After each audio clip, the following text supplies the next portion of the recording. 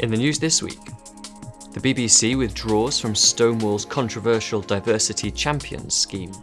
Franklin Graham will speak in Sheffield next year after council officials backed down. And palliative care doctors explain why legalising assisted suicide would put vulnerable people at risk. Hello. The BBC has announced it is withdrawing from Stonewall's controversial Diversity Champions programme following questions over impartiality. In a statement, the corporation said, "Over time, our participation in the programme has led some to question whether the BBC can be impartial when reporting on public policy debates, where Stonewall is taking an active role." Director General Tim Davie claimed the BBC's involvement had not affected its journalism, but added that not renewing our involvement is the correct move at this time to minimise the risk of perceived bias. The move was discussed on Radio 4's Women's Hour, where presenter Emma Barnett took senior executive Rodri Talvan-Davis to task over claims the BBC has remained impartial. The BBC's reported back to Stonewall as achievements which include creating an LGBT correspondent on the news floor, the adoption of the LGBTQ+ term, and raising awareness of the importance of gender pronouns. There was an article on the BBC's intranet, our internal site, all about that and how helpful that could be.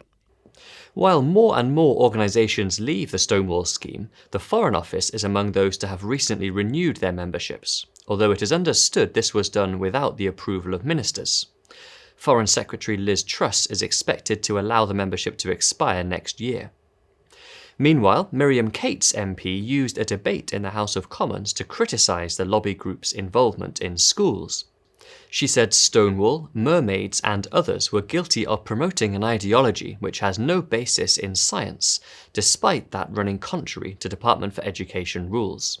I know of children who have been counselled by adults in school that they would be happier if they changed their gender, and frighteningly, they are being told not to tell their parents and to keep this a secret.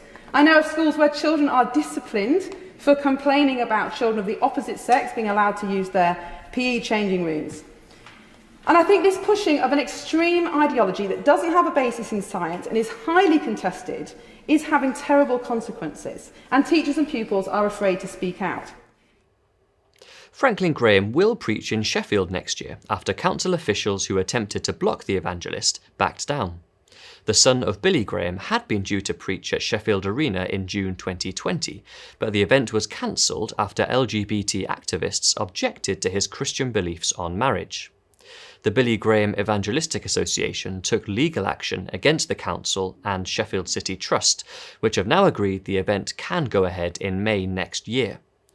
Prior to the settlement, the BGEA said this disregard for principles of good faith and fair dealing, based on the mere suggestion that a person's sincerely held religious views or statements are hateful or would result in public disorder, should be very alarming to anyone who is genuinely concerned about diversity, inclusion and tolerance, let alone free speech and the free exercise of religious beliefs. The Christian Institute's Kieran Kelly welcomed the climb down. Well, this is good news.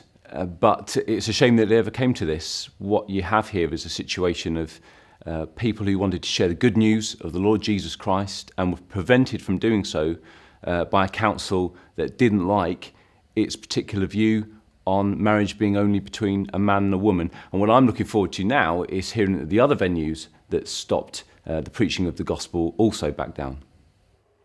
Top palliative care doctors have warned that legalising assisted suicide in England and Wales could increase the risk of vulnerable adults being coerced into ending their lives. In a letter to The Times, they outlined problems with Baroness Meach's assisted suicide bill, which is currently being scrutinised by the House of Lords. The experts expressed concern at the lack of evidence that suggested safeguards in the bill are effective or verifiable. They explained that patients seeking assisted suicide often have significant psychosocial distress, making them at increased risk of coercion and abuse. And finally, a baby born at just 21 weeks and 1 day has been officially recognised as the world's most premature baby to survive.